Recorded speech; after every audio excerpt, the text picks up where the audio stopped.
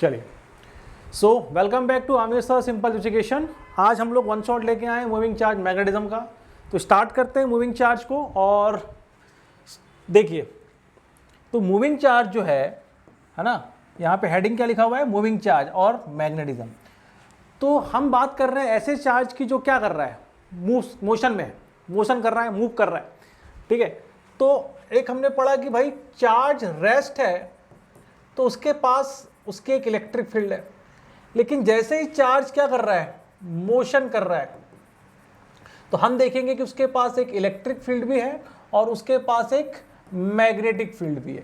ठीक है, तो जब चार्ज मोशन करेगा तो उसके पास एक इलेक्ट्रिक फील्ड भी आ जाएगी और उसकी एक मैग्नेटिक फील्ड भी आ जाएगी। तो इसी प्रॉपर्टी का यूज करके हम यहाँ पे पूरा का पूरा चैप्टर को डिस्कस करेंगे। ठीक है, तो कहा बोला हमने बोला भैया कि कोई भी चार्ज जब मोशन करता है तो वो बोथ फील्ड को कैरी करता है, एक इलेक्ट्रिक और एक मैग्नेटिक। ठीक है, तो moving charge carry both electric and magnetic field. Clear है? चलिए, तो आगे बढ़ते हैं हम लोग।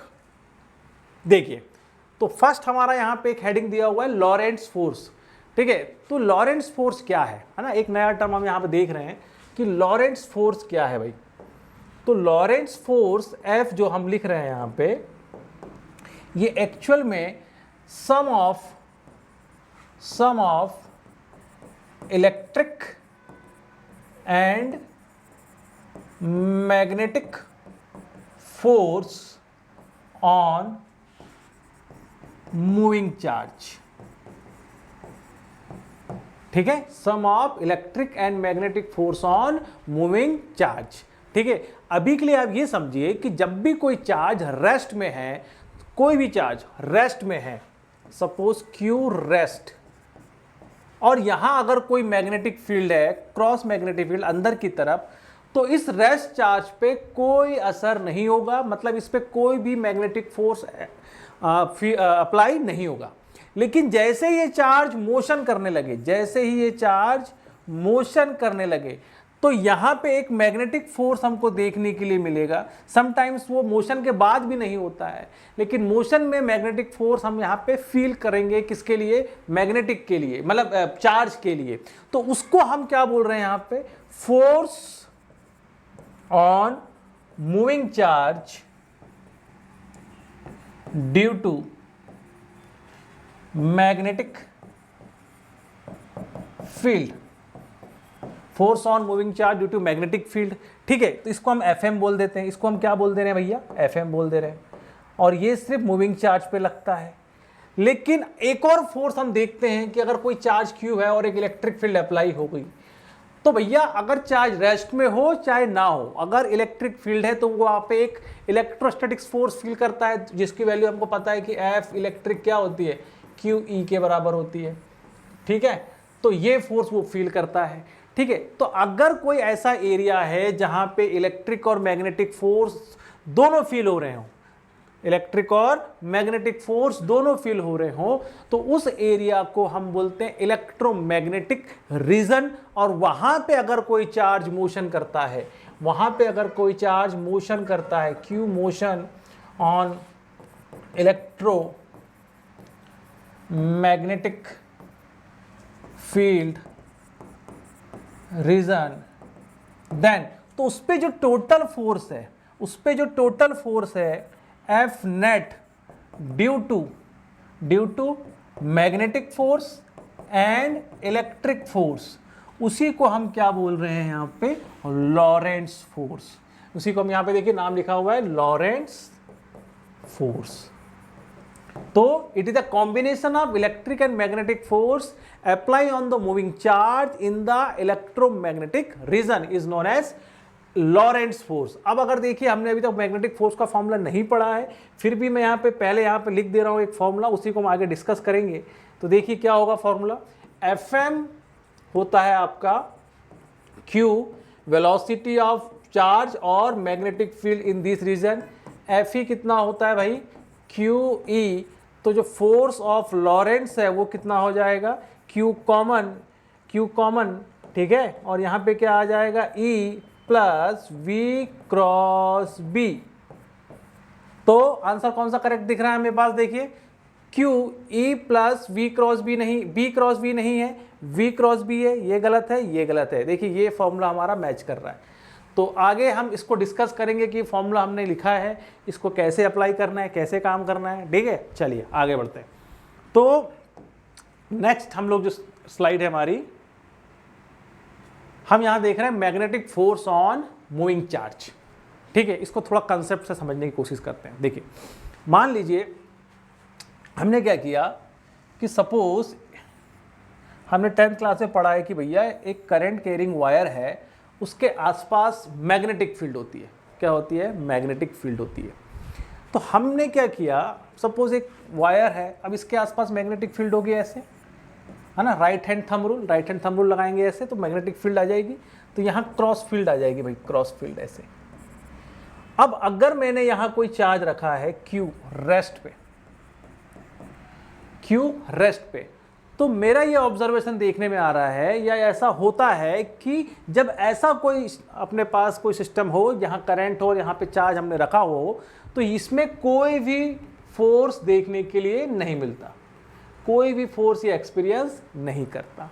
लेकिन एट द सेम टाइम अगर कोई चार्ज मैंने यहाँ रखा है मोशन में, किसमें रखा है? मोशन में, तो अब इसमें हम देखते हैं कि इसमें आपको इसके साइन के अकॉर्डिंग आपको डिफ्लेक्शन देखने के लिए मिलता है। मतलब इस तरफ कोई ना कोई फोर्स यहाँ पे इसको या तो पुल कर रहा है या तो फिर पुश कर रहा है।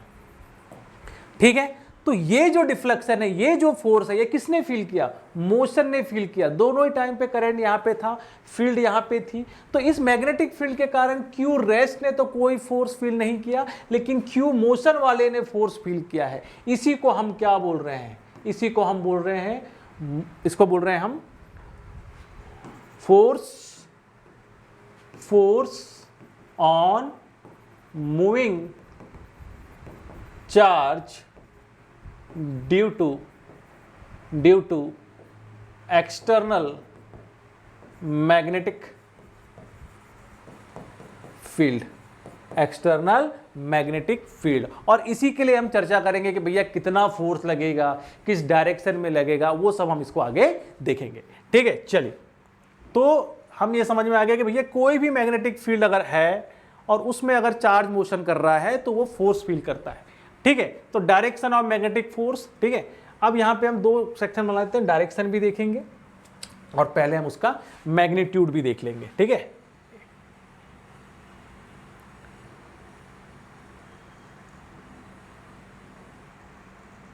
चलिए, तो देखिए यहां पे क्या करना है हमको कि सपोज हमने क्या किया, हमने बोला कि जो फोर्स है उसका जो मैग्नीट्यूड है, जो चार्ज फील करेगा वो डायरेक्टली प्रोपोर्शनल होता है उसके चार्ज के मैग्नीट्यूड के, डायरेक्टली प्रोपोर्शनल होगा उसके वेलोसिटी के। मतलब जितना ज़्यादा वो चार्ज का मैग्नेट होगा उतना ज़्यादा वो क्या करेगा?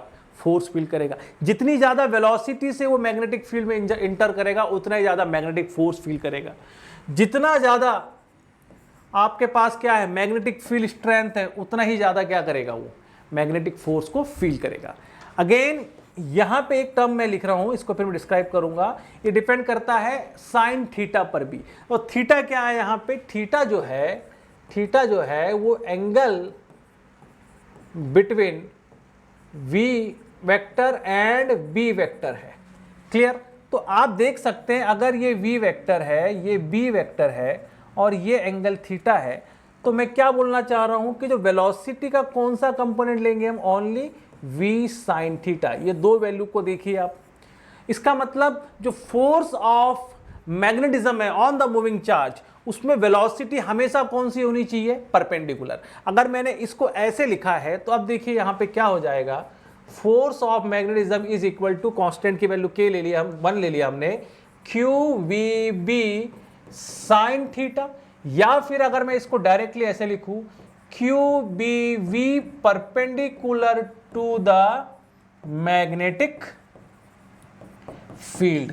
तो हम V का कौन सा कंपोनेंट लेंगे? Only perpendicular component of velocity to the field. तो सिर्फ वेलोसिटी का वो कंपोनेंट जो कि मैग्नेटिक फील्ड के परपेंडिकुलर डायरेक्शन में, उसी से जो फोर्स जनरेट होगा उसको हम क्या लिख रहे हैं, Fm = QVB sin थीटा।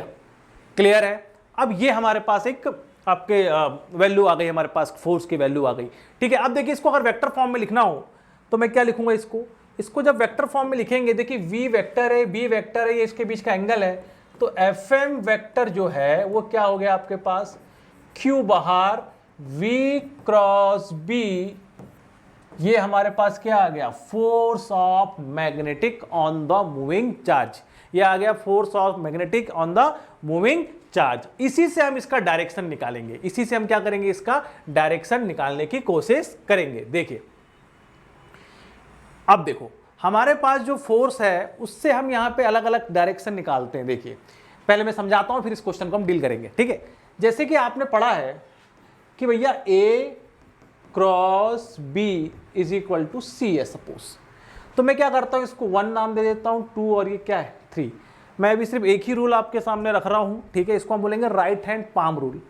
तो राइट हैंड पाम रूल में ये आपका थंब है, ये फिंगर है और ये आपका पाम। तो ये वेक्टर को हम बोलेंगे 1, ये वेक्टर है आपका 2 और ये वेक्टर है 3। तो जब भी हम A क्रॉस B लिखेंगे तो A मतलब थंब 1, आप A मत याद रखिए, 1 याद रखिए, 1 2 और 3 फॉर दिस पाम। तो 1 2 3 फिंगर्स किसके लिए, सेकंड वेक्टर के लिए, थंब किसके लिए, फर्स्ट वेक्टर के लिए, और आपकी जो पाम है वो किसके लिए, थर्ड वेक्टर के लिए। तो 1 दिस 1 2 एंड आपका जो पाम है वो क्या है 3। क्लियर? तो इस तरीके से हम इसका पाम रूल को यूज करेंगे। अब देखिए, तो अगर हमने हमारा फॉर्मूला यहां पे लिखा है, क्या फॉर्मूला लिखा है भाई, देखिए हमारा जो फॉर्मूला है वो है F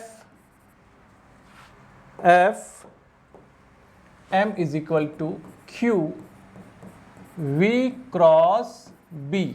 तो ये है 1 2 और 3। तो हमारे लिए जब भी ये फॉर्मूला लिखेंगे, हमारे लिए पहला वेक्टर होगा 1 for velocity, 2 for magnetic field और C for the force. Force मतलब आप समझ सकते हैं चाटा। ठीक है भाई, तो किसी को चाटा मारना है तो फोर्स लगाना है, मतलब पाम इज द फोर्स। तो VBF 1 2 3। क्लियर है? अब देखिए जब भी कोई वेक्टर ऐसे है तो इसको अगर सामने से देखेंगे तो ये डॉट है और पीछे से देखेंगे तो आप क्या देखेगा, क्रॉस। इसका मतलब अगर कोई क्रॉस फील्ड है, मतलब मैग्नेटिक फील्ड का डायरेक्शन अंदर की तरफ है ना, इसको क्या बोलेंगे भैया हम, ये अंदर की तरफ है। अगर हमारे पास कोई डॉट मैग्नेटिक फील्ड है, इसका मतलब मैग्नेटिक फील्ड का डायरेक्शन बाहर की तरफ है, मतलब बाहर मतलब बोर्ड से बाहर, और क्रॉस मतलब बोर्ड से अंदर। ठीक है, तो अगर मैं अब देखिए यहां पे मैं इसको डायरेक्शन निकालना चाहता हूं, इसके लिए देखिए यहां पे एक और चीज आप समझिए कि जैसे मैं इस केस की बात करता हूं, है ना, इस केस में आप क्या देखेंगे, देखिए इस केस में आप देखिए हम अप्लाई कर रहे हैं, V कहां जा रहा है, ऊपर।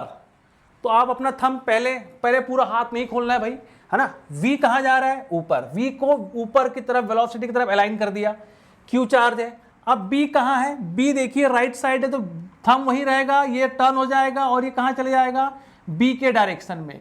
तो V B, तो C कहां जा रहा है भाई, अंदर। C कौन है हमारे पास, फोर्स, या ऐसे याद रखो 1 कहां है, वेलोसिटी ऊपर, 2 कहां है, B नीचे मतलब राइट साइड में, और C मतलब सॉरी थर्ड वेक्टर कहां जा रहा है, अंदर। तो जो फोर्स का डायरेक्शन है वो कहां है, अंदर की तरफ। फोर्स कहां जा रहा है, अंदर की तरफ। देखिए VBF, VBF। अब देखिए यहां पे जो फोर्स हम ले रहे हैं, Q अगर हमारा प्लस है तो फोर्स है ना F प्लस में लिख रहे हैं, लेकिन अगर यही आपका जो चार्ज है वो नेगेटिव हो जाए तो यही Fm का वैल्यू सब कुछ सेम रहेगा, बस डायरेक्शन क्या हो जाएगा, अपोजिट हो जाएगा। डायरेक्शन कैसा हो जाएगा, अपोजिट। अगर मान लीजिए यहीं पे ये चार्ज नेगेटिव होता, -Q होता और B अभी भी इधर होती, ठीक है, तो अब हमारे पास अगर ये वेलोसिटी होता तो हमारा जो फोर्स है, देखिए V क्रॉस B अंदर जाना चाहिए पर निगेटिव है, तो हम कहां लिखेंगे उसको, बाहर की तरफ। तो इस केस में वो कहां हो जाता, बाहर की तरफ हो जाता। क्लियर है, आई बात समझ में। अब देखिए अब हमारे पास जो क्वेश्चन है उसको हम डील कर रहे हैं। Find the instantaneous direction of force following cases. Magnetic field velocity indicate. देखिए हमने पहले केस में तो आपने निकाल लिया, ये सॉरी सेकंड केस में। थर्ड में देखिए फील्ड बाहर है, फील्ड बाहर की तरफ है, दिख रहा है, और वेलोसिटी कहाँ है, नीचे। तो ये चार्ज माइनस है, लेकिन हम माइनस के लिए नहीं, हम पहले प्लस के लिए निकालेंगे। जो भी हमारा आंसर आया है उसको हम क्या कर देंगे, इन्वर्स कर देंगे। देखिए तो वेलोसिटी कहाँ है, अंदर, फील्ड कहाँ है, बाहर। देखिए वेलोसिटी कहाँ है भाई, अंदर की तरफ, नीचे की तरफ, और वेलोसिटी देखिए नीचे है, और फील्ड डॉट दिख रही है मतलब बाहर। तो ये कहाँ जाना चाहिए, फोर्स लेफ्ट साइड में। चूंकि ये माइनस है तो ये कहाँ चले जाएगा भाई, इस साइड। तो ये आ गया फोर्स ऑफ मैग्नेटिज्म। क्लियर है। सेकंड वन देखिए, सॉरी डी वाला, यहाँ पे V कहाँ है, V क्रॉस है मतलब अंदर, और B कहाँ है, ऊपर। तो देखिए V कहाँ है, अंदर, B कहाँ है, ऊपर। तो फोर्स कहाँ आना चाहिए, राइट साइड में। लेकिन कौन है ये, चार्ज माइनस, तो फोर्स कहाँ जाएगा, लेफ्ट साइड में। ये फोर्स आ गया लेफ्ट साइड में। ठीक है। अब देखते हैं कौन सा भाई, C को देख रहे हैं। देखिए C में क्या है, C में क्या है, यहाँ पे B किधर है, इस साइड, और वेलोसिटी कहाँ है, बाहर। तो वेलोसिटी बाहर, B इधर, वेलोसिटी बाहर और B इधर। फोर्स कहाँ आया, ऊपर की तरफ, और ये पॉजिटिव चार्ज ही है, कोई दिक्कत नहीं, जिधर आया उधर ही लिख देंगे। तो ऐसा हम इसका डायरेक्शन निकाल सकते हैं। क्लियर है। चलिए नेक्स्ट देखते हैं। एक क्वेश्चन है यहाँ पे कि an electron having a charge E, इसका चार्ज कितना है, E, और ये मूव कर रहा है with velocity v, positive x direction में। तो भैया ये ऐसे जा रहा है, ऐसे जा रहा है ये, ठीक है। ये चार्ज E कुछ नहीं है, मतलब इलेक्ट्रॉन है हैविंग चार्ज E, इलेक्ट्रॉन है मतलब माइनस चार्ज है, ठीक है। पॉजिटिव x डायरेक्शन में जा रहा है, मूव, इसका हम वेक्टर के फॉर्म में लिख लेते हैं, v i कैप है भाई, ठीक है। चलिए magnetic field act on its positive Y direction. Magnetic field किधर है, इधर है, पॉजिटिव वाई में, ठीक है। ऐसे लिख लेते हैं इसको, ठीक है। इसको भी वेक्टर में नहीं, इसको डायरेक्शन बनाई दिए तो वी ही रहने देते हैं, ठीक है। बी वेक्टर, वी वेक्टर बराबर। Act on a positive Y, the force on the electron act in where outward direction is taken to be positive Z axis. चलिए इसमें देखते हैं, इलेक्ट्रॉन है मतलब ये निगेटिव चार्ज है। तो देखिए ये V मतलब 1, B मतलब 2, तो C कहां आया, मतलब 3 कहां आया, बाहर की तरफ, 1 2 3, VBF सामने आया। तो फोर्स कहां आया भैया, बाहर की तरफ। लेकिन अगर ये इलेक्ट्रॉन है तो जो बाहर वाला फोर्स है, साइन निगेटिव होने के कारण कहां चले जाएगा, अंदर। तो फोर्स का डायरेक्शन किधर चले गया, अंदर। और पॉजिटिव x को हमने ले रहा है z डायरेक्शन को पॉजिटिव, और ये कहां जा रहा है, अंदर जा रहा है। तो हमको क्या लेना पड़ेगा, देखिए नेगेटिव x डायरेक्शन में, अंदर की तरफ। तो जो fm है, fm का जो डायरेक्शन है वो क्या है, नेगेटिव z डायरेक्शन है। क्लियर है। तो ये हमारे पास एक क्वेश्चन का हमने सॉल्व किया, ठीक है। नेक्स्ट देखते हैं क्या बोल रहा है, the motion of charge particle can be use to distinguish between a magnetic field and electric field a certain region by firing the charge. ठीक है। देखिए ये थोड़ा ट्रिकी क्वेश्चन है ना। इसमें क्या करना है, देखिए मान लीजिए आपके पास कोई इलेक्ट्रिक फील्ड ऐसी है, तो एज इट इज यहाँ पे मैग्नेटिक फील्ड हमने बना ली है। अब देखिए अगर मैग्नेटिक फील्ड ऐसी है और आपने यहाँ पे चार्ज को इंटर किया है ना, चार्ज को सपोज ऐसे इंटर किया, ऐसे चार्ज को इंटर किया, ठीक है। अब जब चार्ज को इंटर करेंगे तो देखिए फोर्स किधर लगेगा, तो QE तो इधर लग जाएगा, ठीक है। क्लियर है। अब मैग्नेटिक के कारण फोर्स कहां लगेगा, देखिए मैग्नेटिक के कारण भी फोर्स कहां लगेगा, V इधर है, B अंदर है, वो भी कहां लग रहा है, ऊपर ही लग रहा है। तो FE भी ऊपर लग गया, FM भी ऊपर लग गया। तब तो आप पता ही नहीं कर पाओगे भाई कि इलेक्ट्रिक कौन सा है और मैग्नेटिक कौन सा है। तो अगर मैं इस चार्ज को इधर से लेके आऊं तो देखो क्या होगा, V इधर से जा रहा है, B अंदर है, तो मैग्नेटिक फोर्स कहां लगेगा, नीचे की तरफ, ठीक है। और इस पे कहां लगेगा, ऊपर की तरफ। तो जब भी आपको डिस्टिंग्विश करना है इलेक्ट्रिक और मैग्नेटिक फील्ड, तो आपको क्या करना पड़ेगा, तो जो चार्ज है उसको अपोजिट डायरेक्शन से लाना पड़ेगा, अपोजिट डायरेक्शन से फ्लो कराना पड़ेगा, तब आप जाकर डिस्टिंग्विश कर पाएंगे कि मैग्नेटिक फील्ड है या फिर इलेक्ट्रिक फील्ड है, ठीक है। चलिए next, motion of charge particle uniform magnetic field में। चलिए, मोशन ऑफ चार्ज पार्टिकल देख रहे हैं यूनिफॉर्म मैग्नेटिक फील्ड के अंदर, तो क्या हो जाएगा, देखिए सपोज ये मोशन आप देख रहे हैं कि क्रॉस फील्ड यहां मैंने बनाई है,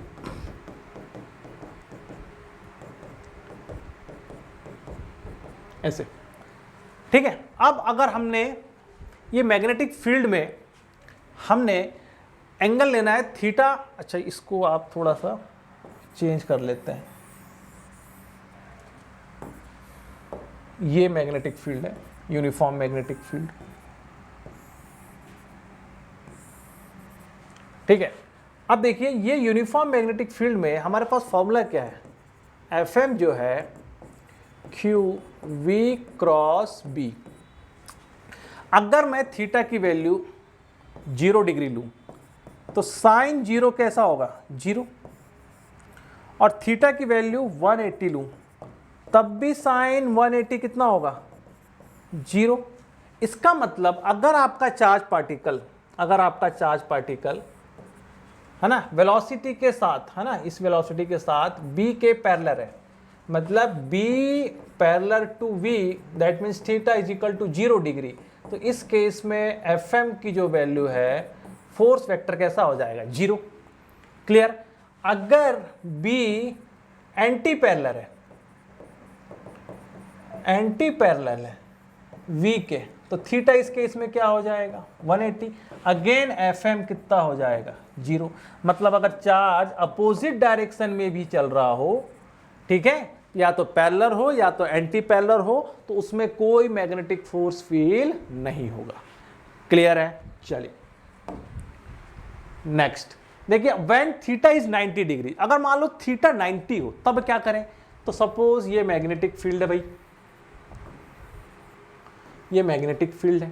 क्लियर है। अब जब ये मैग्नेटिक फील्ड है, theta is equal to 90 degree है, तो साइन 90 की वैल्यू कितनी हो जाती है, 1। मतलब जो फोर्स ये फील करने वाला है QVB साइन 90, ये मैक्सिमम फोर्स होगा, और वो कितना होगा, QVB के बराबर। कितना फोर्स होगा ये, QVB के बराबर। और देखिए उसका डायरेक्शन क्या होगा भाई, उसका डायरेक्शन हम क्रॉस प्रोडक्ट से निकाल ही लेंगे। तो अगर सपोज ये V है और इधर क्या है B, तो देखिए V और B, फोर्स कहाँ गया, अंदर, फोर्स कहाँ लग गया, अंदर की तरफ लग गया, बिल्कुल 90 डिग्री यहाँ पे, ठीक है। और इस फोर्स में इस टाइम पे ये फोर्स कैसा होगा, मैक्सिमम फोर्स होगा भैया, मैक्सिमम मैग्नेटिक फोर्स ये फील करेगा। ठीक है भाई। चलिए, तो अगर मान लीजिए इधर कोई फील्ड और पार्टिकल ऐसे जा रहा है, तो ये पार्टिकल कुछ इस तरीके से मूव्स करने लगेगा। इसको हम समझते हैं एक और एग्जांपल से। मान लीजिए ये क्रॉस फील्ड है और एक पार्टिकल सपोज ऐसे जा रहा है, ये फील्ड अंदर की तरफ है, वेलोसिटी ऊपर है, तो 90 डिग्री का एंगल है। अब देखिए, तो जब पार्टिकल ऊपर जा रहा है v और फील्ड कहाँ है, अंदर, तो फोर्स कहाँ लगा, इधर, तो देखिए ये पाथ आपको कुछ ऐसे देखने के लिए मिलेगा। ये कब का केस है, जब थीटा इज इक्वल टू कितना है, 90 डिग्री, और फोर्स कहाँ लगने लगेगा, साइड में। क्लियर। तो पाथ से ये डिफ्लेक्ट हो जाएगा और एक हमको सर्कुलर आर्क का आपको मोशन देखने के लिए मिलेगा यहाँ पे। ठीक है, when theta is equal to 90 degree FM के कारण। ठीक है। चलिए अब देखते हैं इसमें और भी कुछ एप्लीकेशंस है ना। एक है radius of the circular path. इसमें क्या है कि मान लीजिए आपके पास मैग्नेटिक फील्ड है, यूनिफॉर्म मैग्नेटिक फील्ड एरिया है पूरा ऐसे, और आपके पास एक चार्ज पार्टिकल है Q। इसको सपोज आपने एक वेलोसिटी दे दी v। अब यहाँ पे आप देख रहे हैं कि जो थीटा है वो 90 डिग्री है, क्योंकि वेलोसिटी ऊपर है, फील्ड अंदर है, तो ये और ये एंगल कितना हो गया, 90। अब देखिए v और फील्ड अंदर, फोर्स कहाँ लगा, अंदर की साइड। ठीक है। अब सोचो ये यहां पहुंच गया, V फोर्स कहां लगा, अंदर की साइड। तो ये ऐसे फोर्स फील करते करते फोर्स हमेशा कहां लगेगा, अंदर की साइड लगेगा। देखिए V अगर मैं यहां कंसीडर कर लूं, ऐसे आया यहां, V फोर्स कहां लगा, अंदर की साइड। तो फोर्स हमेशा कहां लग रहा है, एक ही पॉइंट की तरफ लग रहा है। तो ऐसा जब होता है कि जब भी फोर्स किसी एक सेंटर की तरफ क्या लगे हमेशा मोशन के दौरान, तो ये जो फोर्स है ये कैसा, सेंट्रीपिटल फोर्स की तरह बिहेव करेगा। और पार्टिकल जो है particle move in a circular path. तो ये जो आपका मैग्नेटिक फोर्स है वो एक रिक्वायर्ड सेंट्रीपिटल फोर्स की तरह एक्ट करने लगेगा और पार्टिकल को सर्कुलर मोशन में डाल देगा और ये सर्कुलर मोशन करने लगेगा यहां पे। तो देखिए V ऐसा है, B अंदर, फोर्स अंदर, V ऐसा है, फील्ड अंदर, फोर्स अंदर। इस केस में देखो यहां पे ये V, तो V क्रॉस B, फोर्स कहां गया? अंदर। V क्रॉस B, अगर वेलोसिटी इस साइड में आ गई तो फोर्स कहां लगा? फिर से अंदर।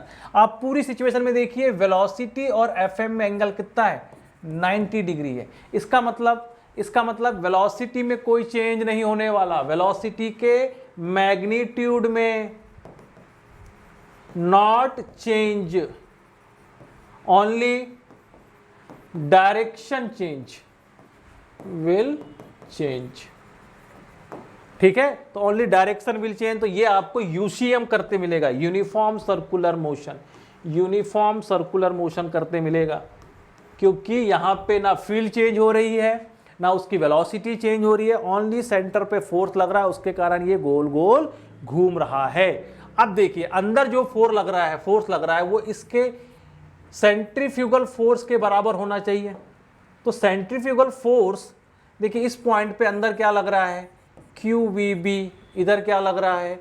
mv²। अब सेंट्रीपिटल फोर्स है, सर्कल बन रहा है, तो इसकी रेडियस हमने क्या ले लिया? r, तो इसको लिखा mv²/r। तो mv²/r centrifugal is equal to centripetal, v से v कैंसिल, तो r is equal to mv/qb। तो रेडियस का फॉर्मूला क्या आ गया हमारे पास? रेडियस का फॉर्मूला आ गया mv/qb। ठीक है, अब इसमें कुछ डेटा और भी हम लिख सकते हैं, देखिए क्या लिख सकते हैं कि अगर हमारे पास रेडियस है mv/qb, तो मास अगर हम बढ़ा दें, अगर मैं इलेक्ट्रॉन ले लूँ और प्रोटॉन ले लूँ, तो इलेक्ट्रॉन और ये मास ऑफ प्रोटॉन है ना, आप देखिए mass of electron, mass of proton, proton का मास बड़ा है, इसका मतलब उसकी रेडियस भी कैसी होगी? रेडियस भी उसकी ज्यादा होगी, बड़े सर्कल में घूमेगा। आप देखिए mv है क्या? ये है momentum divide by qb is equal to radius. तो जिसका मोमेंटम ज्यादा है उसका रेडियस भी ज्यादा होगा। क्लियर है? अब देखिए, तो हमने देखा कि भाई जिसका मास ज्यादा उसकी रेडियस ज्यादा, जिसकी वेलोसिटी ज्यादा उसकी रेडियस ज्यादा, जिसका चार्ज ज्यादा उसकी रेडियस कम, जिस फील्ड में जिसमें फील्ड ज्यादा है उसकी रेडियस कम। तो हम देख रहे हैं कि भैया मास बढ़ाओ तो रेडियस बढ़ेगा, वेलोसिटी बढ़ाओ तो रेडियस बढ़ेगा, Q बढ़ाओ तो रेडियस कम होगा, B बढ़ाओ तो रेडियस कम होगा। ठीक है, तो ये हमारे पास कुछ डेटा आ गया। ठीक है, इस फॉर्मूले से हम देख सकते हैं।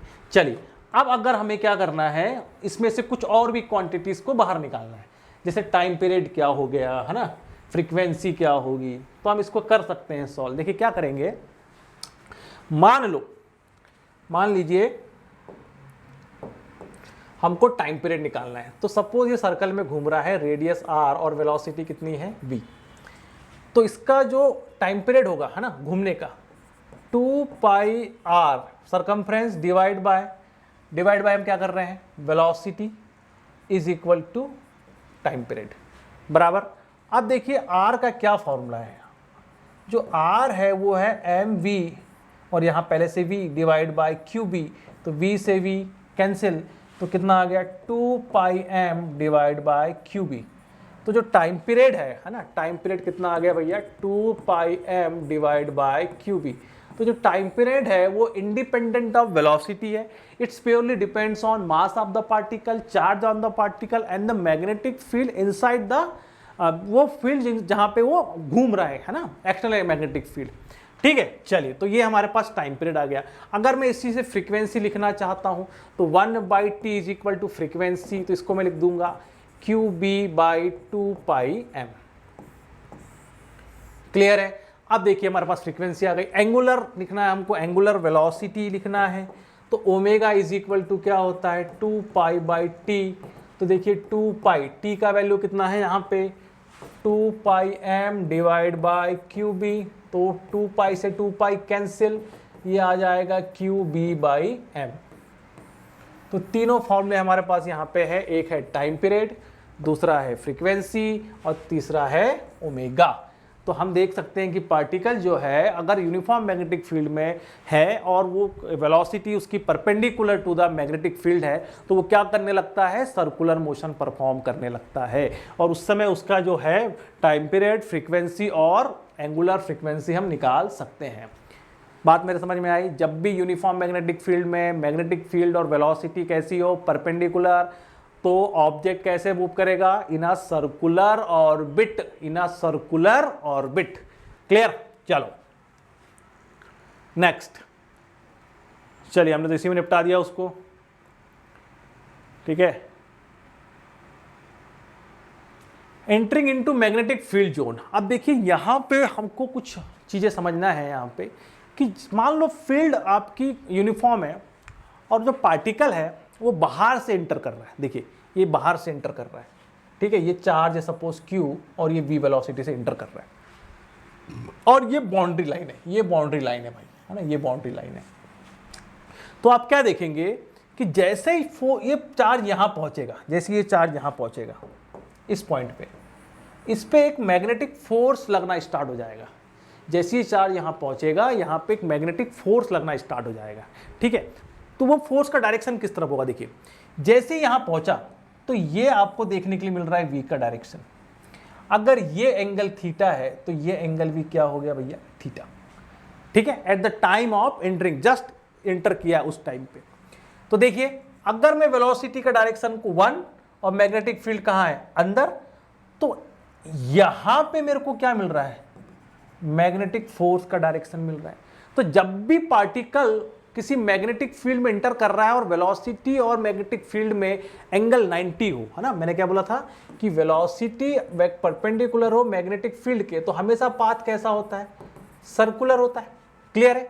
और देखो अगर हमने बोला कि Fm जो है वो Q V क्रॉस B है, तो Fm हमेशा क्या होगा, परपेंडिकुलर टू V। Fm हमेशा क्या होगा, परपेंडिकुलर टू बी। ये वेक्टर क्रॉस प्रोडक्ट का हमारा पास डेटा है ना, इससे हम पता करते हैं कि भैया जो फोर्स है वो हमेशा वेलोसिटी के परपेंडिकुलर, फोर्स हमेशा मैग्नेटिक फील्ड के परपेंडिकुलर, ये चीज हमको पता होनी चाहिए। अब देखो तो जैसे ये पार्टिकल यहाँ एंटर कर रहा है ना, देखिए इसको, तो इस डायरेक्शन में हमको क्या मिल रहा, फोर्स कहीं इस डायरेक्शन में है। तो आप देखेंगे कि जो सेंट्रीपिटल फोर्स है अगर यहां लग रहा है तो यहीं पे क्या है, सेंटर है, ठीक है। तो सेंटर की तरफ वो फोर्स लगता है, और वो सेंटर की तरफ जो फोर्स लगता है तो रेडियस का फॉर्मूला क्या है, M V by Q B. तो अगर इसका mass constant, v constant, q constant, b constant, तो रेडियस हम निकाल सकते हैं v q, और यहाँ फील्ड कितनी है b, और मास कितना है इसका m, तो रेडियस कितनी हो जाएगी, सपोज रेडियस है भैया इसकी r, और ये सेंटर हो गया, ठीक है। तो अब देखिए ये फोर्स कहाँ लग रहा है, अंदर की तरफ, तो ये पार्टिकल ऐसे इंटर करेगा, देखिए ऐसे इंटर करके ये ऐसे बाहर आ जाएगा, ठीक है। तो जितने एंगल से इंटर किया था, जितने एंगल से क्या किया है उसने, इंटर किया है, उतने ही एंगल से क्या हो जाएगा भाई, ये उतने ही एंगल से यहाँ पे बाहर भी आ जाएगा, उतने एंगल से क्या होगा, ये बाहर भी आ जाएगा। क्लियर? तो जिस एंगल से गया उसी एंगल से बाहर आ गया, देखिए रेडियस ये। क्लियर? तो देखिए ये रेडियस भी सेम है, ये पॉइंट आप देखिए, इस पॉइंट पे V, B और फोर्स कहां लग रहा है, अंदर की तरफ। तो पाथ हमको कुछ इस तरीके से देखने के लिए मिलेगा। क्लियर? तो ये हो गया हमारे पास circular path inside the magnetic field, जिस एंगल से जाएगा उसी एंगल से बाहर भी आ जाएगा। क्लियर है? चलो अब देखिए इस केस में क्या हो रहा है, इस केस में अब ये पार्टिकल ऐसे एंटर कर रहा है, ठीक है, इस स्पेस में ये पार्टिकल ऐसे एंटर कर रहा है, ठीक है। अब देखो फिर से हम क्या करेंगे, v इस डायरेक्शन में है, अब b कहां है, अंदर, तो v और b, देखिए v और b, फोर्स कहां लग रहा है, 90 डिग्री लगेगा इस साइड, Fm। क्लियर है? देखो ये v है, b अंदर है, जैसे इंटर किया फोर्स कहां लगा, बाहर। अब देखिए इस बार फोर्स किधर है, इस बार फोर्स है फील्ड के बाहर। तो देखिए अब ये इस पॉइंट को हम क्या बोलेंगे, सेंटर, और ये r है, r हम हमेशा निकाल चुके होंगे mv बाई क्यू बी से। तो देखिए पार्टिकल कैसे जाएगा, ऐसे जाएगा और ऐसे निकल जाएगा इस पॉइंट पे देखिए, ठीक है। ये रेडियस फिर से कितनी हो जाएगी r, इसको फिर से बना लेते हैं, ठीक है, यहां से, ठीक है, ये ऐसे निकलेगा, क्लियर। तो जैसे सपोज यहां पे कितना एंटर किया था, ये एंगल कितना था आपका, सपोज ये एंगल है थीटा, तो यहां से भी ये एंगल कितना हो जाएगा थीटा, जितने से एंटर किया था उसी एंगल से क्या हो जाएगा बाहर, क्लियर है।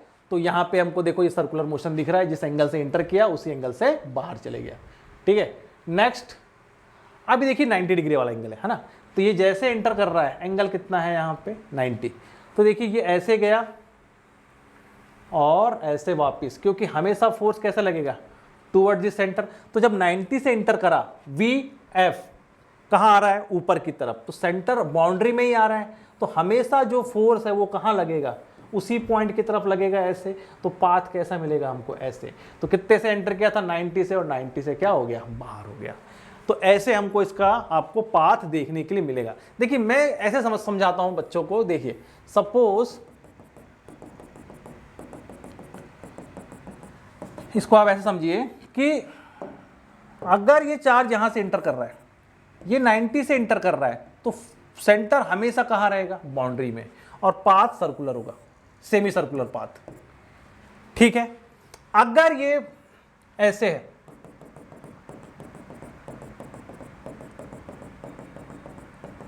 ठीक है, और आपका चार्ज पार्टिकल कुछ ऐसे एंटर कर रहा है, ठीक है, तो मैं इसको 90 बोल रहा हूं। अब ये 90 से बड़ा एंगल है, ग्रेटर देन 90 है, ठीक है, ये ग्रेटर देन 90 है, तो देखिए फोर्स का कहां आएगा अंदर, मतलब सेंटर कहां होगा, सेंटर इनसाइड फील्ड रीजन, और ये कहां है ऑन द बाउंड्री, ठीक है। तो अब देखिए पार्टिकल कैसे जाएगा, ऐसे निकल जाएगा, क्लियर। अगर मान लीजिए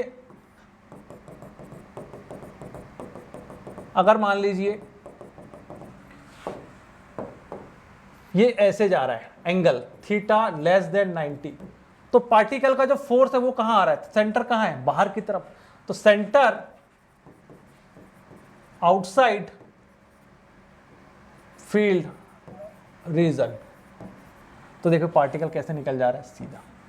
तो आप याद रखिएगा जब बाउंड्री से एंगल 90 है तो सेंटर बाउंड्री में, 90 से बड़ा है तो सेंटर अंदर, 90 से छोटा है तो सेंटर बाहर। जितने एंगल से एंटर करेगा वर्टिकल के साथ या बाउंड्री के साथ उतने ही एंगल से वो बाहर भी निकल जाएगा, ठीक है। चलिए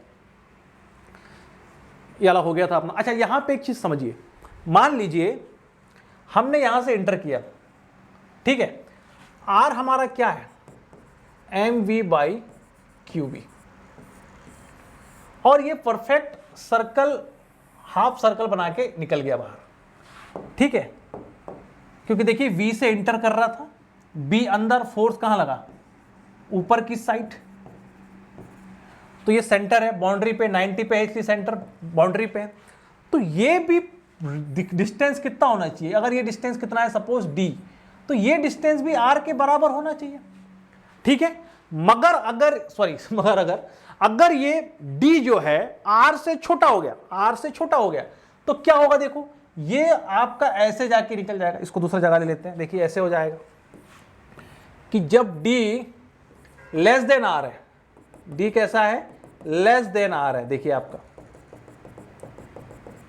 तो इस केस में क्या होगा, पार्टिकल इंटर करा और यहीं जाके इसका सर्कल ऐसे कंप्लीट होना चाहिए था, लेकिन चूंकि हमारे पास डी की लेंथ नहीं है तो ये पार्टिकल यहीं से बाहर हो जाएगा। अब इधर कोई फील्ड नहीं है तो पाथ कर्व नहीं होगा और पार्टिकल सीधा ही निकल जाएगा, ठीक है। मतलब जो डी है वो क्या होना चाहिए, या तो बड़ा हो या बराबर हो किससे, M V by Q B से, तब जाके ये सेमी सर्कुलर पाथ हमको देखने के लिए मिलेगा, otherwise semi circular path follow नहीं होगा। अब इस केस में आप क्या देख रहे हैं, जो हमारे पास डायग्राम यहां अवेलेबल है, इस केस में क्या देख रहे हैं, डी जो है वो छोटा है, डी छोटा है तो पाथ कैसा होना चाहिए, देखो पाथ तो ऐसे हो जाना चाहिए था, ठीक है। लेकिन जैसे ये यहां पहुंचेगा, यहां कोई मैग्नेटिक फील्ड नहीं है, तो पार्टिकल यहीं से क्या हो जाएगा बाहर हो जाएगा, यहीं से बाहर हो जाएगा, ठीक है। तो आप देखिए कैसे बाहर हो रहा है भाई, ऐसे, ठीक है। तो सपोज ये रेडियस थी आपकी r, तो ये भी रेडियस कितनी है r, ठीक है। तो हमको देखना है कि डिफ्लेक्शन कितने का हुआ, तो इसको बोल देते हैं हम, सपोज एंगल थीटा ना बोले, इसको अल्फा बोल दीजिए, ठीक है। तो देखिए अल्फा निकाल सकते हैं, ये बोलेंगे डिफ्लेक्शन, डिफ्लेक्शन इन वेलोसिटी, ठीक है। तो क्या हो जाएगा, देखिए ये जो वैल्यू है इतनी, ये अभी कितनी है, ये d है, ये कितनी है भाई साहब, d, क्लियर। तो एक ट्रायंगल देखिए आपको देखने के लिए मिल रहा है, ये r ये d, अगर ये एंगल थीटा है, सॉरी अल्फा है, तो ये एंगल भी अल्फा होगा, ठीक है।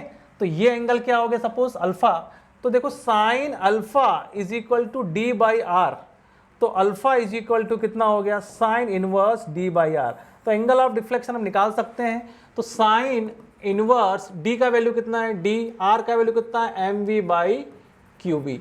तो यही वो एंगल है जिससे वो डिफ्लेक्शन होके बाहर चले जाएगा। इसका मतलब जो d है वो हमेशा ग्रेटर और इक्वल होना चाहिए कितना, M B by Q B के, लेस होगा तो ये इस एंगल से वो बाहर निकल जाएगा, ठीक है। अब देखिए यहां पे एक न्यूट्रॉन है, एक प्रोटॉन है और एक इलेक्ट्रॉन है और एक अल्फा पार्टिकल है, ठीक है। Enter in the region of constant magnetic field with equal velocity, the magnetic field along the inward normal direction and this. चलिए देखिए, कहने का मतलब यहां 4 पार्टिकल है, चारों की वेलोसिटी सेम है ना।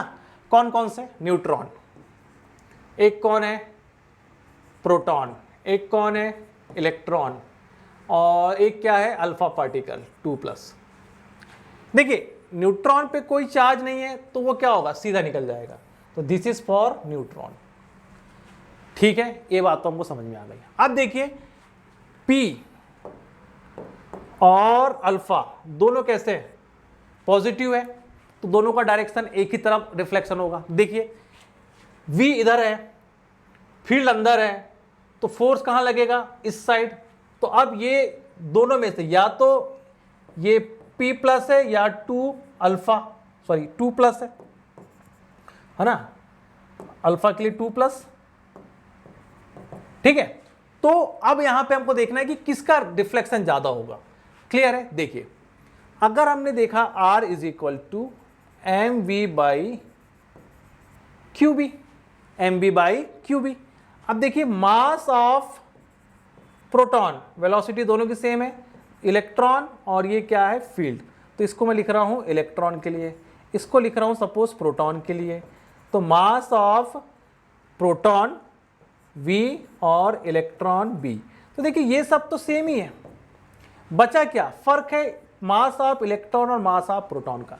तो जिसकी रेडियस ज्यादा, सॉरी जिसका मास ज्यादा, उसकी रेडियस भी ज्यादा होगी। देखिए इसका रेडियस ज्यादा है, इसका रेडियस कम है, तो प्रोटॉन का रेडियस ज्यादा, मतलब ये कौन है, ये है प्रोटॉन के लिए, ये कौन है, ये है आपका, सॉरी हम लोग इसमें अल्फा और उसको क्या वो कर रहे हैं, है ना, इस तरफ में। तो देखिए जिसका मास ज्यादा, तो ये सपोज हमारे पास क्या है,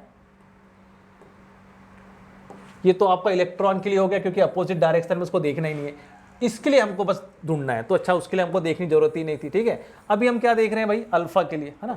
तो अल्फा मतलब उसका मास, हीलियम न्यूक्लियस है, हीलियम न्यूक्लियस मतलब उसको ऑब्वियस उसका मास ज्यादा होगा, तो ये किसके लिए हो गया, अल्फा के लिए, और ये हो गया प्रोटॉन के लिए। तो जिसका मास ज्यादा उसका रेडियस भी ज्यादा। देखिए इस सर्कल का रेडियस ज्यादा दिखेगा, इस सर्कल का रेडियस कम दिखेगा, इसका थोड़ा और कम दिखेगा, क्लियर।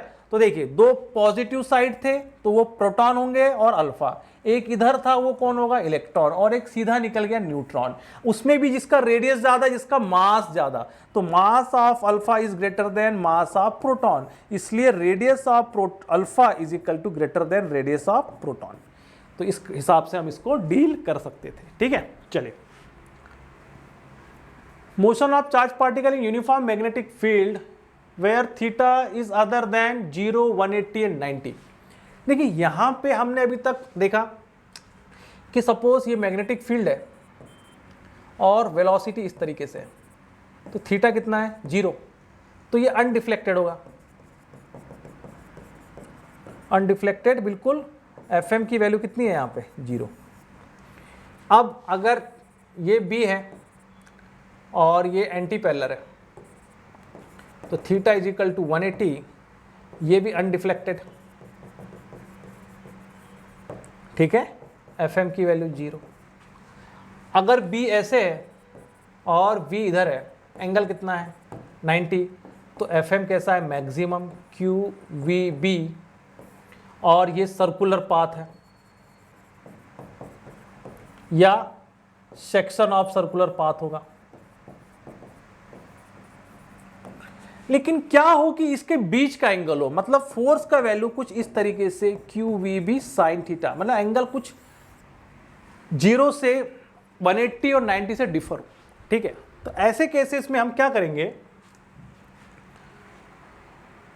देखिए इसी को यहाँ पे ये लिख लीजिएगा आप, है ना।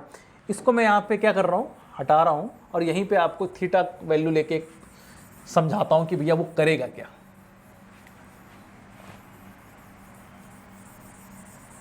देखिए, तो सपोज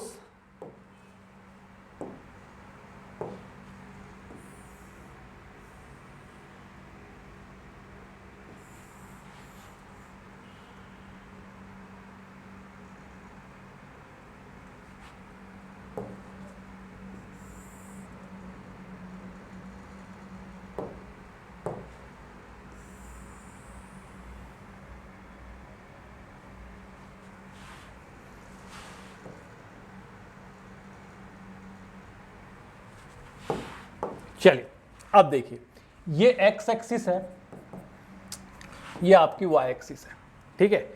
इस तरफ मैं मैग्नेटिक फील्ड को ले लेता हूं, इधर मैं वेलोसिटी, एक काम करता हूं, ये वेलोसिटी है, सॉरी ये वेलोसिटी का डायरेक्शन ले लेते हैं और इसी तरफ मैग्नेटिक फील्ड ले लेते हैं, इस तरफ इधर मैग्नेटिक फील्ड है, ठीक है, ये मैग्नेटिक फील्ड वेक्टर इधर ये, ठीक है। चलिए अब देखिए, यहां पे जब मैग्नेटिक फील्ड वेक्टर मैंने बनाया, ये इनके बीच में एंगल कितना है थीटा। अब जो वेलोसिटी है वो मैग्नेटिक फील्ड के साथ ना ही 0 है, ना ही 180 है, ना ही 90 है, कुछ बीच का एंगल है। चलिए समझते हैं। तो अब अगर मैं इसको देखूं तो मेरे को पता है कि जो ये फोर्स ऑफ मैग्नेटिक है वो QVB साइन थीटा है, या V परपेंडिकुलर वेलोसिटी कौन सी है, V साइन थीटा। तो वेलोसिटी के मैं दो कंपोनेंट निकाल लूं, यहां पे ये हो गया आपका V साइन थीटा और ये हो गया आपका V कॉस थीटा। अब आप क्या देखेंगे कि जो मैग्नेटिक फील्ड के साथ में है ना, मैग्नेटिक फील्ड के साथ में जो पैरेलल है वो कौन है, U cos theta. Magnetic field के साथ जो परपेंडिकुलर है वो कौन है, V साइन थीटा। मतलब V कॉस थीटा जो कंपोनेंट है वेलोसिटी का वो अनअफेक्टेड रहेगा मैग्नेटिक फील्ड से। मतलब पार्टिकल को हमेशा इस डायरेक्शन में एक वेलोसिटी मिलती, हमेशा बनी रहेगी, वो कौन सी है, V कॉस थीटा। लेकिन चूंकि V साइन थीटा परपेंडिकुलर है B के, तो ये वेलोसिटी कंपोनेंट B के साथ मिलकर क्या करेगा, मैग्नेटिक फोर्स जनरेट करेगा, और वो कितना होगा, QVB साइन थीटा। और उसका डायरेक्शन किधर होगा, देखिए V और B अंदर की तरफ फोर्स लगेगा, है ना। ये फोर्स कहां लगेगा भाई, अंदर की तरफ फोर्स लगेगा ये, तो ये फोर्स हमारा क्रॉस हो गया। तो सोचिए अगर सिर्फ V कॉस थीटा है, V साइन थीटा नहीं है, तो पार्टिकल सीधा निकल जाता, क्लियर, क्योंकि फील्ड से ये अफेक्टेड नहीं होगा। अगर V कॉस थीटा नहीं है, सिर्फ vertical velocity V sine theta और फील्ड इधर है, तो V साइन थीटा और फील्ड, तो ये पार्टिकल ऐसे गोल गोल घूमने लगेगा, क्योंकि फोर्स अंदर की तरफ V और ये B, V साइन थीटा, देखिए V साइन थीटा और B, फोर्स कहां लगा, अंदर, तो पार्टिकल गोल गोल घूमने लगेगा भाई यहां पे ऐसे।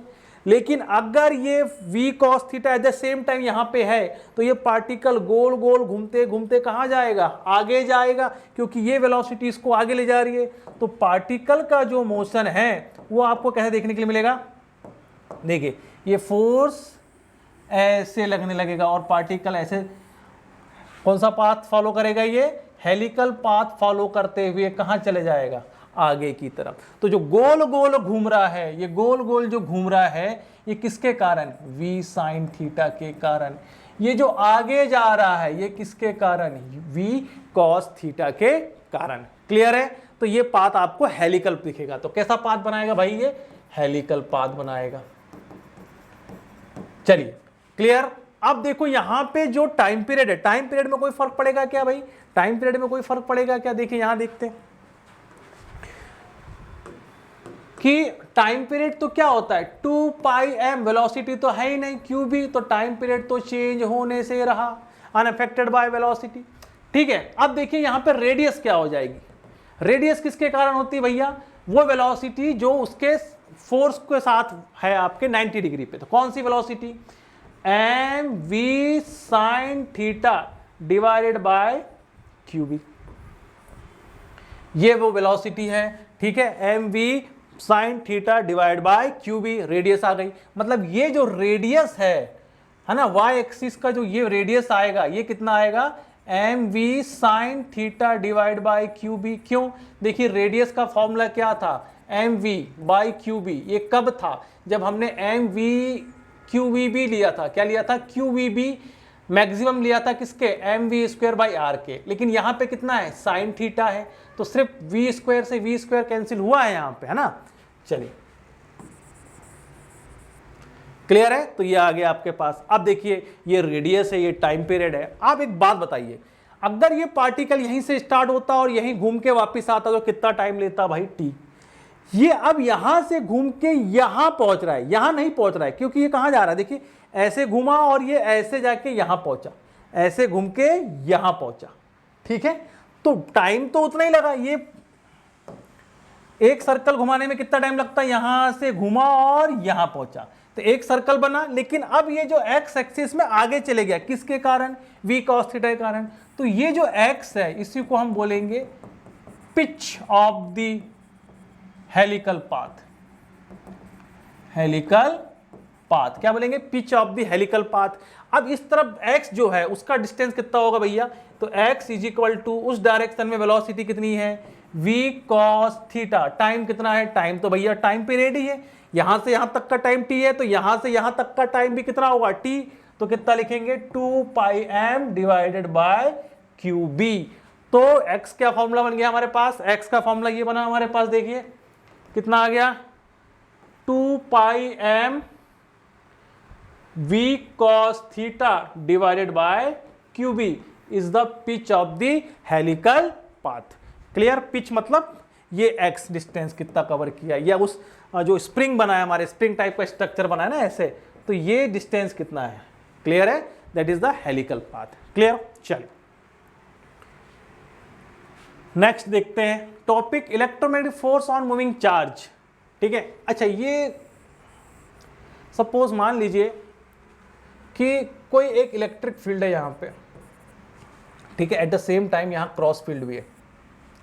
ठीक है, ये आई डायरेक्शन में है और मैग्नेटिक फील्ड जो है वो माइनस के में है। अब मान लीजिए कि यहां पे एक चार्ज है Q रेस्ट पे, Q क्या है, रेस्ट पे। तो जैसे ही E यहां पे आएगा, जैसे E यहां पे आएगा तो यहां पे एक फोर्स लगने लगेगा, दैट इज QE। ठीक है, इसके कारण यहां पे एक्सेलरेशन भी जनरेट होगा, वो होगा QE बाई m। तो वेलोसिटी U से V तक पहुंचेगी, है ना, वेलोसिटी U से V तक जाएगी क्योंकि एक्सेलरेशन आ गया।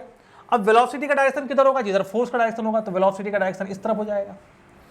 तो इलेक्ट्रिक फील्ड ने वेलोसिटी बनाई V। अब देखिए ये V जो है इस फील्ड के साथ कैसा है, परपेंडिकुलर हो गया। तो अब जो फोर्स लग रहा है वो कहां लगने लगा, ऊपर। क्लियर, तो अब ये जो वेलोसिटी के कारण ये क्या करने लगेगा भाई, ये गोल गोल घूमने लगेगा, ऐसे क्या करने लगेगा, घूमने लगेगा। और लगातार इसके पास इस डायरेक्शन में क्या होगा, देखिए इस डायरेक्शन में एक्सेलरेशन लग ही रहा है। ठीक है, तो ये क्या करेगा, वेलोसिटी को लगातार क्या करेगा, U से V तक ले जा रहा है। तो इस कारण से ये सर्कुलर मोशन भी आ गया इस पे, या डिफ्लेक्शन भी हो गया, सॉरी सर्कुलर मोशन नहीं है ना, एक रेडियस फिक्स नहीं होगी इसकी। ठीक है, इसको मिटा देता हूं मैं, फिर से लिख रहे हैं इसको। चलिए ये फील्ड आ गई अंदर। ठीक है, अब इस पे जो वेलोसिटी है इधर ये इंक्रीजिंग है ना, वेलोसिटी इधर इंक्रीज हो रही है, तो फोर्स कहां लग रहा है, इस साइड, तो ये पार्टिकल ऐसे फोर्स यहाँ फील करेगा, ये पार्टिकल ऐसे जाने लगेगा भाई। क्लियर है? तो ये जो फोर्स की वैल्यू है, ये फोर्स की वैल्यू जो है वो कितनी होगी, Q E plus Q V cross B. ये क्या है, vector sum of electric and magnetic force. अब देखिए यहां पे सर्कुलर, देखिए सर्कुलर में क्या है, आपके पास वेलोसिटी भी क्या थी, कांस्टेंट, तो वो यूसीएम बना रहा था। तो यहां यूसीएम नहीं बनेगा भाई, क्योंकि वेलोसिटी क्या हो रही है, लगातार यहां पे एक्सेलरेशन के कारण क्या होते जाएगी, इंक्रीज होते जाएगी। ठीक है, चलिए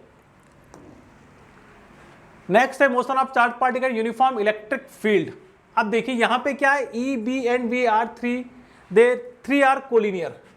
तो सपोज ये V है, इसी डायरेक्शन में B है, और इसी डायरेक्शन में सब के सब एक ही डायरेक्शन में, V ऐसे लिख लो इसको आप,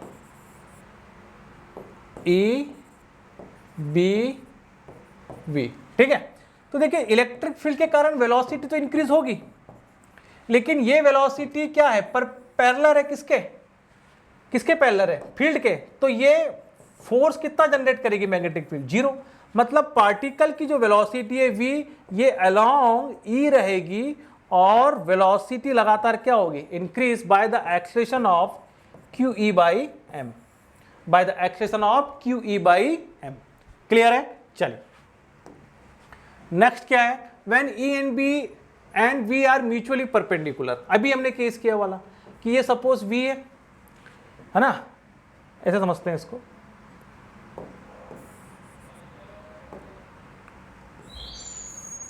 ये ले लीजिए आप V B और E। क्लियर है? देखिए अगर कुछ ऐसा है, ठीक है, म्यूचुअली परपेंडिकुलर है, क्लियर है, तो देखिए इस V के कारण और इस B के कारण फोर्स कहां होगा, V और फील्ड ऐसे बाहर की तरफ फोर्स आएगा। ठीक है, ये क्या है V और ये आया B, फोर्स कहां आया, बाहर की तरफ। क्लियर है? अब ये फोर्स आया आपका बाहर की तरफ, ये कौन सा फोर्स है, मैग्नेटिक फोर्स। और कौन सा फोर्स यहां लग रहा है, देखिए ये जो Q यहां है, तो इलेक्ट्रिक फोर्स भी इसी तरफ लग रहा है F ही, तो दोनों फोर्स कहां हो गए, एक ही साइड। तो जो FL है वो कहां हो जाएगा, FE प्लस FM, दोनों सेम डायरेक्शन में हो जाएंगे। तो जो नेट फोर्स है वो कितना हो जाएगा, FE plus FM, same direction में जोड़ सकते हैं। लेकिन अगर हमने लिया ये B है और ये V है, ठीक है, B और V, अब अगर हमारे पास फील्ड का जो आपकी जो इलेक्ट्रिक फील्ड है वो कहां है, अंदर की तरफ।